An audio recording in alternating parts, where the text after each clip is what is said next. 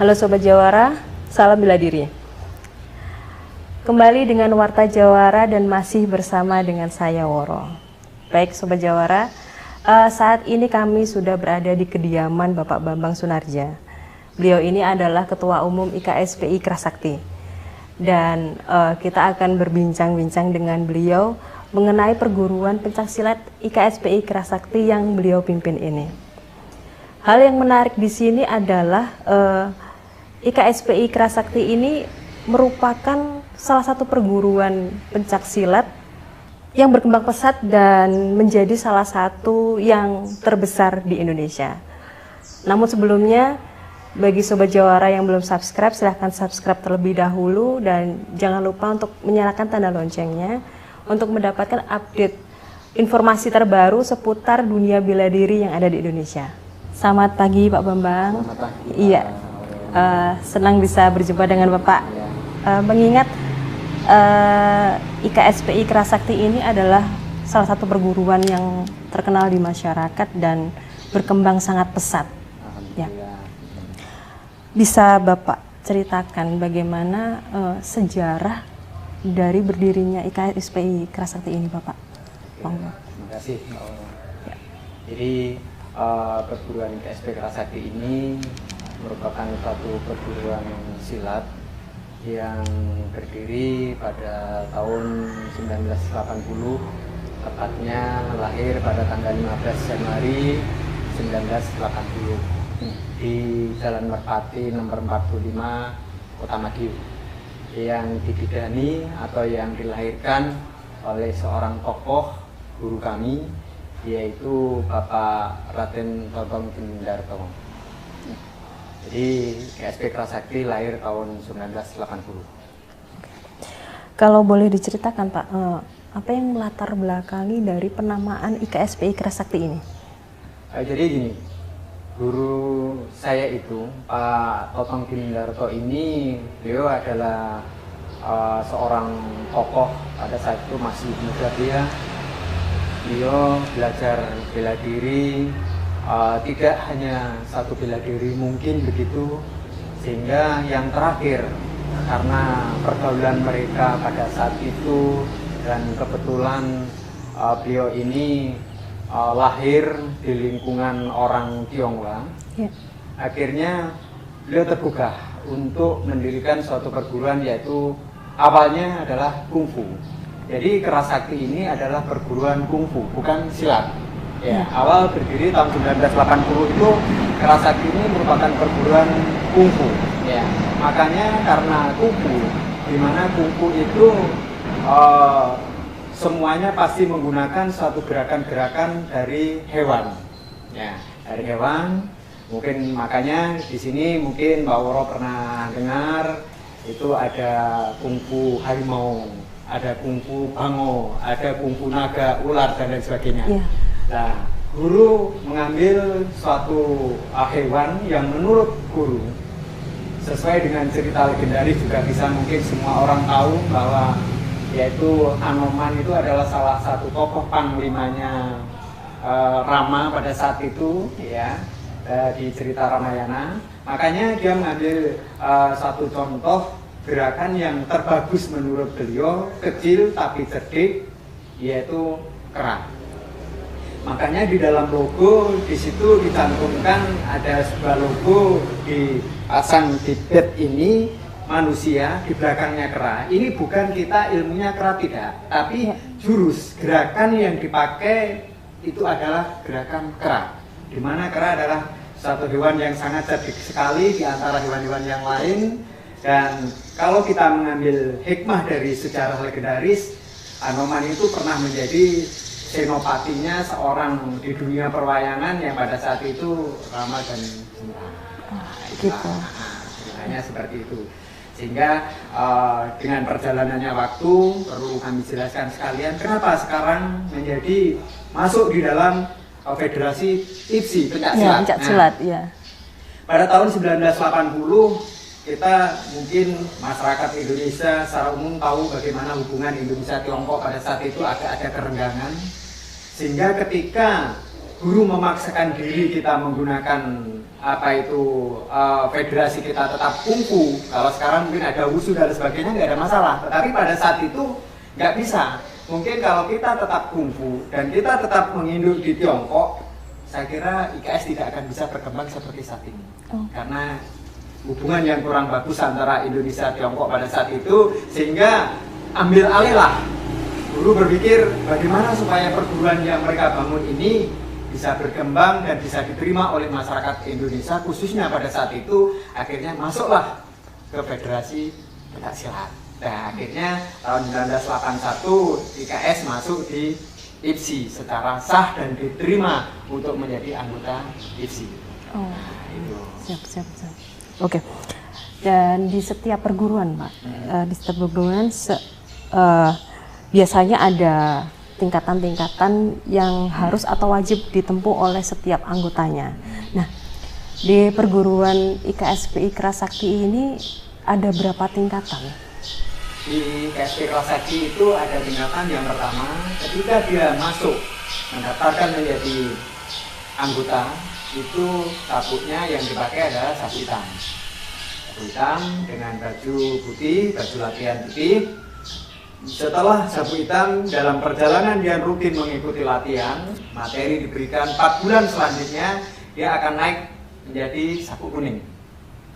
Setelah sabuk kuning, dia terus belajar, dalam 4 bulan, dia sudah menjadi seorang warga. Nah, warga itulah yang sudah diakui menjadi bagian dari keluarga besar IKSP Ikra Sakti. Karena ketika dia sudah menjadi warga, otomatis database mereka, kearsipan di perguruan dia sudah masuk di dalam arsip perguruan. Tapi kalau dia masih dasar, masih hitam, kuning, itu masih anggota biasa. Tapi kalau sudah masuk ke biru, dia menjadi warga, masuk di database perguruan. Setelah menjadi warga, jadi sabuknya hitam, dasar, kuning untuk mencapai warga tingkat 1. Terus setelah warga tingkat 1 dengan sabuk biru, nanti belajar lagi 8 bulan menyandang sabuk merah, namanya pendekar. Nah, dan sabuk merah menjadi pendekar, usia minimal itu 16 tahun untuk bisa menyandang gelar pendekar. Biarpun mereka katakan sabuk biru itu usianya 13 sudah bisa menjadi warga, tapi nanti untuk mencapai ke pendekar itu dia harus menunggu setelah mereka usia 16 tahun. Biarpun dia sudah latihan sekian tahun, kalau belum usianya belum menginjak 16 tahun, dia tidak bisa disahkan menjadi seorang pendekar, yaitu tingkat 2 istilahnya. Setelah tingkat 2, sabuk tertinggi di perguruan IKSP Ikra Sakti ini adalah merah strip emas, yaitu jabatan Dewan Guru. Nah, Dewan Guru itu di perguruan IKSP Ikra Sakti hanya beberapa orang, ya, itu adalah tingkatan tertinggi di perguruan IKSP Ikra Sakti. Jadi sabuk yang ada hitam, kuning, biru, merah, dan merah strip emas. Ya.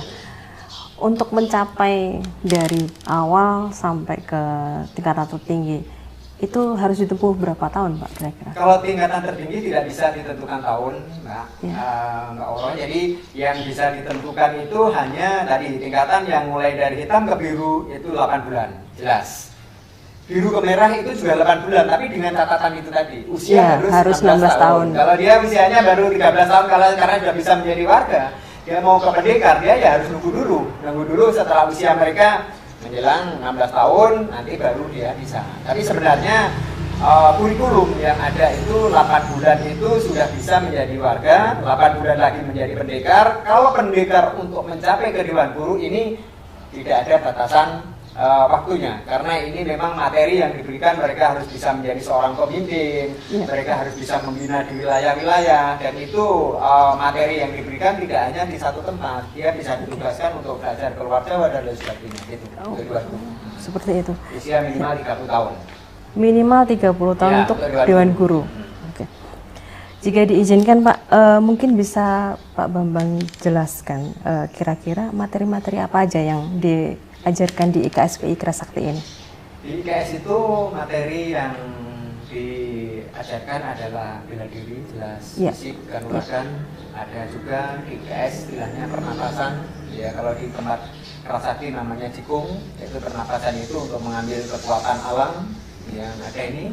Itu tujuannya untuk kesehatan bagi seorang warga maupun pendekar. Insya Allah Kalau mungkin hanya rasa-rasa capek sedikit atau hanya mungkin mau flu dan lain sebagainya, ketika kita mau melakukan gerakan yang namanya Qigong itu tadi, insya Allah kita akan diberikan satu kesembuhan atau kekebalan. Nah, itu untuk yang diberikan di perguruan. Setelah nanti mereka menjadi seorang warga, perguruan memberikan bekal istilahnya ilmu kanuragan yang nantinya bisa ilmu itu bisa untuk bekal mereka ketika hidup bermasyarakat. Kepentingannya untuk dirinya sendiri mungkin karena kehendak Allah bisa mengobati orang, bisa membantu orang yang lagi sakit dan lain sebagainya. Itu ilmu yang diberikan oleh seorang warga. Tambahan bekal dari perguruan selain mereka mampu untuk bela diri melindungi dirinya sendiri, dia juga mampu untuk membantu masyarakat ketika masyarakat itu membutuhkan. Nah, itu. Gitu. Siap. Pak, apa yang menjadi ciri khas dari pencaksilat IKSPI Kerasakti ini? Ciri khas dari IKSPI ini? Ciri khas Kerasakti yaitu dari jurus. Jurusnya Kera. yang dari kera itu tadi. Kera itu biarpun kita sudah masuk di federasi IPSI, kita sudah ikut kejuaraan-kejuaraan, tapi jurus dari anak-anak yang dididik ini sudah tidak, rasanya tidak bisa, harus dihilangkan, tidak bisa karena memang dasar kita adalah dari, kungfu itu tadi. Iya. Kungfu adalah gerakan kera, gerakannya mungkin kera cenderung melindungi diri, tangannya begini, kalau mungkin pencak kan cenderung membuka. Nah, ini kalau kita mesti cenderung gini. Nah, itu untuk melindungi diri. Nah, ini jurus yang sangat membedakan adalah jurusnya, gerakan yang dilakukan. Okay. Bahkan sekilas mungkin saya sampaikan, kalau sudah tingkatan tinggi pendekar, mereka mau bertamu ke rumah kita pada saat duduk di sini, mereka datang dari situ jalan. Kita sudah bisa melihat siapa mereka yang datang. Nah, itu mungkin cara bisa merasakan ya, sama-sama pendekarnya loh, ya. Mereka caranya jalan, gerakan. Dia kalau jalan, kalau dia seorang pendekar itu jalannya tidak untuk hentakan ke tanah ini tidak sekuat mereka orang-orang biasa. Gerakannya ya kayak gerakan kera, kayak kelihatannya seperti itu. Jadi ya, secara energi ya, udah terasa. Gitu. Oke, tahun 2019 lalu, Pak, tim Warta 2019 yang lalu itu tim Warta Jawara sempat meliput sebuah acara festival pencaksilat di Malioboro, Jogja, dan salah satu peserta festival tersebut dari IKSPI Kerasakti. Ketika akan perform jurus, para pesilatnya itu mengucapkan kata Jinso. Nah, kalau boleh tahu apa maksud dari kata-kata tersebut, Pak? Iya, jadi Jinso itu begini, Mbak ya. Iya. Ini adalah penghormatan bagi seorang sesama warga maupun pendekar IKSP Kerasakti. Kalau kita Muslim mungkin ucapan Assalamualaikum, tapi kalau kita sesama pendekar atau warga, Jinso. Ya, dia mesti akan memberikan jawaban balasan Jinso. Jadi menghormati. Kita Jinso. Yang senior menghormati yang junior juga menghormati yang senior. Nah, gitu. Oke, dari bisa Bapak jelaskan makna filosofis yang ada di logo perguruan IKSPI Kerasakti, Pak? Saya kira untuk makna filosofi sudah saya sekilas tadi sudah saya sampaikan, tapi mungkin akan lebih lengkapnya kayak gitu, ya. Di sini adalah merupakan suatu bentuk tameng logo kami. Terus di sini ada tingkatan, tingkat 1, 2, tingkat 3. Ini tadi seperti yang sudah saya jelaskan tadi. Iya, ini adalah merupakan tingkatan. Terus yang di sini ada garis hitam ini menunjukkan suatu kekebalan dari anggota IKSP Kerasakti. Terus yang di dalamnya ini ada warna kuning yang diringkar hitam dan ini adalah huruf Ki. Ki itu adalah kontak. Kontak itu melambangkan suatu hubungan antara manusia dengan Sang Pencipta.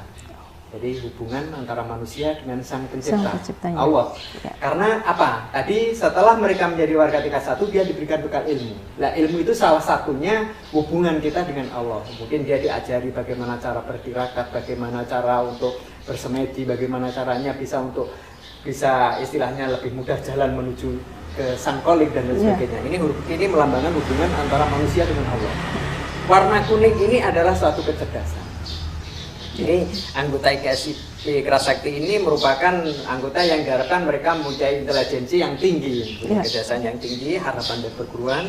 Warna merahnya adalah keberanian, hitam tadi rasa sama ketebalan, putih ini adalah warna kesucian.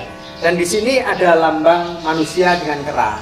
Ini tadi sudah saya jelaskan di depan bahwa ini kera ini suatu simbol bahwa IKSP Kerasakti itu gerakan yang ditirukan adalah gerakan kera. Nah itu, kalau IKSP ini adalah singkatan dari Ikatan Keluarga Silat Putra Indonesia. Terus ini Kerasakti.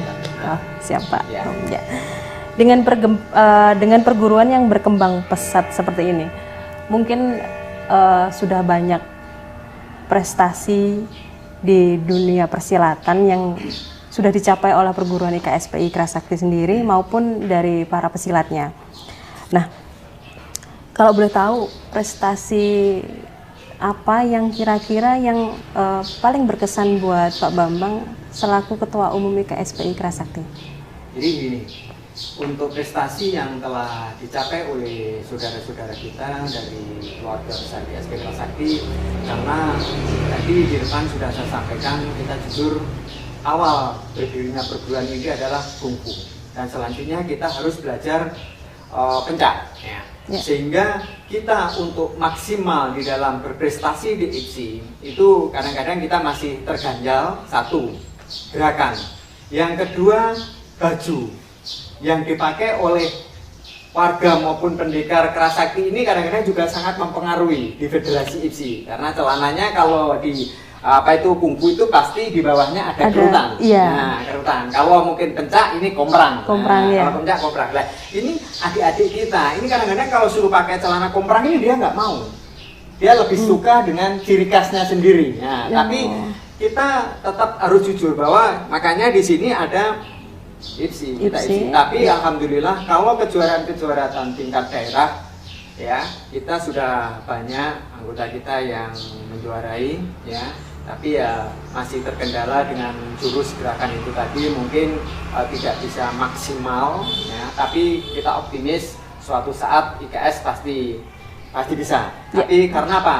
Kenyataannya selain teman-teman ini ikut kejuaraan-kejuaraan di IPSI, di kejuaraan champion dan lain sebagainya, baik itu tingkat internasional, teman-teman ini sudah banyak yang mengambil piala. Gitu. Bahkan ikut berpartisipasi saja, bukan kita masuk tidak, tapi berpartisipasi ke WUSU tingkat nasional banyak anggota kita yang masih di sana. Tapi kalau IPSI memang kita agak susah. Nah, tapi kalau namanya WUSU champion yang mungkin dilaksanakan sampai Asia Tenggara dan sebagainya, kita bisa istilahnya bisa berbicara di dunia mereka.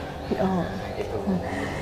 Banyak prestasi yang udah ditoreh. Alhamdulillah, alhamdulillah. Biarpun kita perguruan yang relatif muda, IKS ini sudah bisa berkembang sampai Sabang, sampai Merauke, Timor Leste, Malaysia, Asia semuanya masuk. Eropa, di Irlandia kita ada. Nah, ini sudah mulai membuka baru di Australia. Alhamdulillah IKS ini bisa diterima. Karena memang semboyan kita, saya sampaikan. Bahwa IKSP Kerasakti lahir itu biarpun itu merupakan perguruan pencak silat yang notabene rentan dengan gesekan atau kekerasan, tapi kita punya semboyan bahwa IKSP Kerasakti ini lahir untuk mencari saudara. Jadi bukan untuk mencari musuh, sehingga Kerasakti itu lahir di mana saja Kerasakti ada, itu mencari saudara. Maka muncullah suatu falsafah yang mengatakan keempat penjuru kita mencari saudara.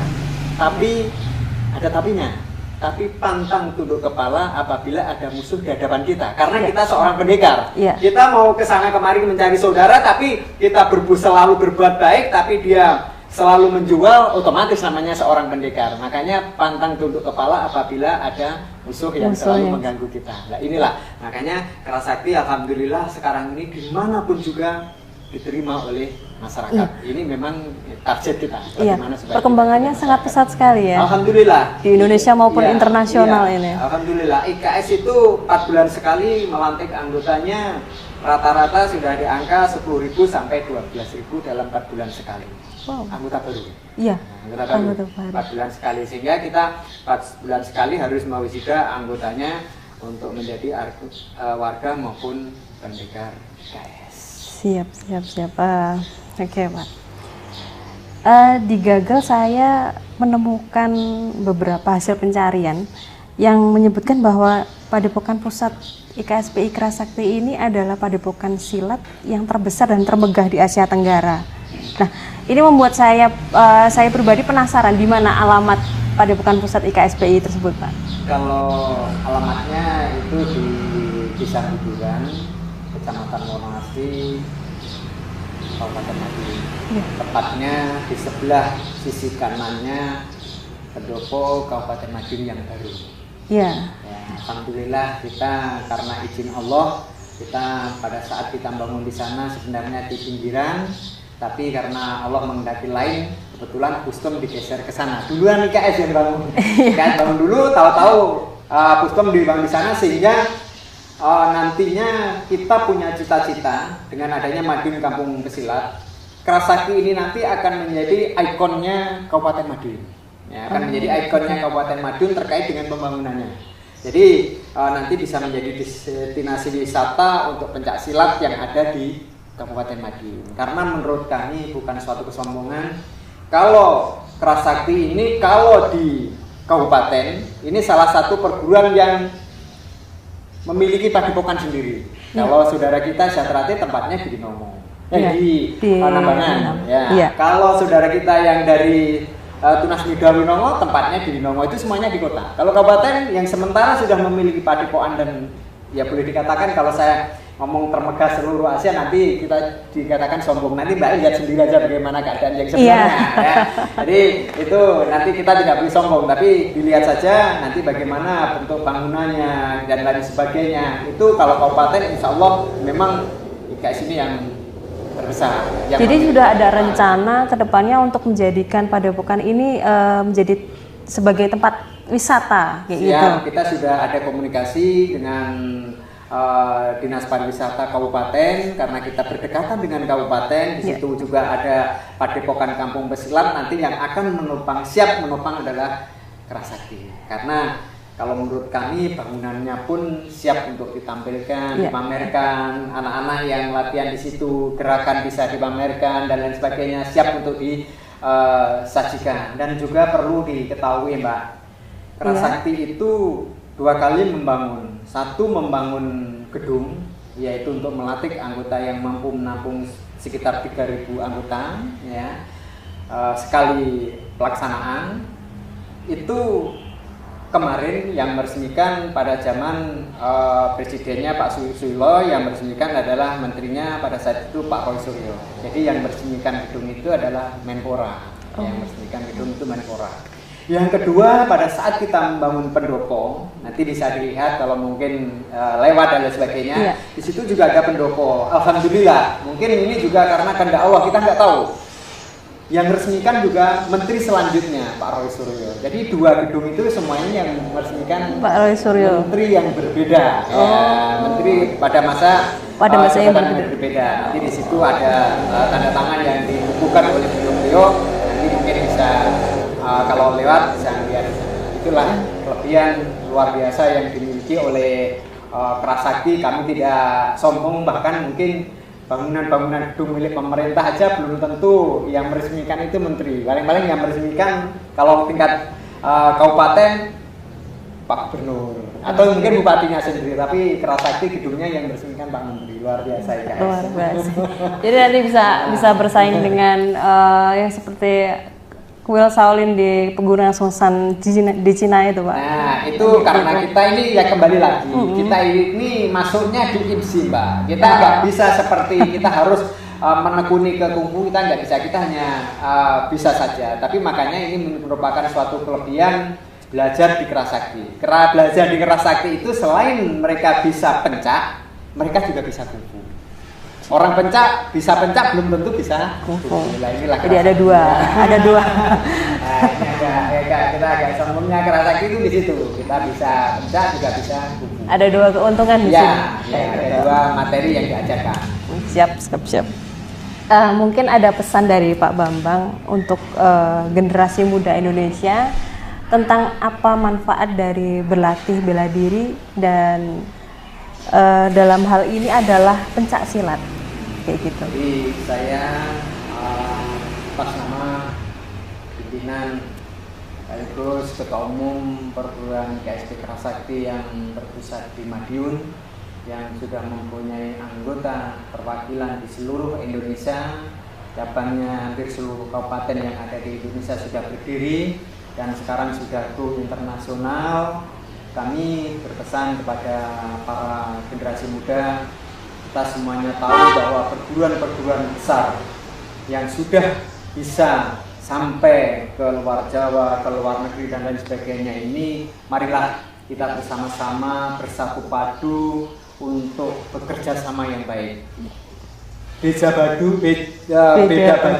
oke lah, nggak ada masalah. Tapi kita sama-sama warga masyarakat NKRI, jadi warga negara Indonesia, mari kita bersama-sama bersatu padu, guyup rukun dan lain sebagainya. Kita tunjukkan bahwa kita ini memang benar-benar adalah seorang pendekar yang mungkin sama, semuanya sama, mempunyai semboyan bahwa bagaikan seontai padi, semakin kita berisi maka kita akan semakin menunduk. Makanya kalau seorang pendekar itu mampu di dalam menguasai ilmu kanuraganya dengan baik, tidak mungkin dia akan sombong. Ya. Nah, makanya dengan adanya Madiun Kampung Pesilat, Kota Madiun adalah kota pendekar. Kita tunjukkan kepada warga masyarakat semuanya yang ada di seluruh Indonesia bahkan luar negeri, siapapun yang hadir di Madiun, baik itu di kota maupun kabupaten, menggunakan baju apapun, dia datang di sini akan merasa senang dan nyaman dan terayomi oleh para pendekar-pendekar yang ada di wilayah Kabupaten Madiun. Apa artinya kita punya sebutan Kampung Pesilat? Apa artinya kita punya sebutan kota pendekar kalau di wilayah itu tidak bisa melindungi orang-orang yang datang di Madiun? Nah, ini harapan kami selaku pimpinan perguruan yang notabene punya anggota yang jumlahnya sudah ratusan ribu anggota. Kami berharap guyup rukun ini tetap harus dijalin, karena dengan kerukunan itulah nanti akan membangun wilayah khususnya yang ada di Kabupaten Madiun maupun kota. Para investor akan merasa nyaman dan tenang karena kelihatan masyarakatnya rukun. Kita bangun Madiun Kampung Pesilat ini awal tujuannya kan begini toh Mbak, sekilas saya ceritakan. 2013 kemarin setiap bulan Muharram orang Madiun, seputaran Madiun ini menganggap begitu mau masuk bulan Muharram ini sudah bukan merupakan suatu kebanggaan seperti di Ponorogo dan lain sebagainya, Grebek Suronya, dan ya akhirnya di situ ada hiburan-hiburan yang menarik. Masyarakat berbondong-bondong jalan untuk melihat dengan senang hati tanpa ada gesekan. Tapi kalau di Madiun mungkin masyarakat mengatakan lain. Begitu menginjak bulan Muharram, dredegnya ini sudah mulai, dredeg suro ya istilahnya, bahasanya para ketua-ketua perguruan itu dredeg suro. Kalau sudah masuk bulan Muharram ini semuanya sudah dredeg. Mau keluar kelihatan ada hitam-hitam jalan, ya kayak ini kan juga hitam. Jalan udah takut mereka. Naik motor dia sudah tidak mau minggir.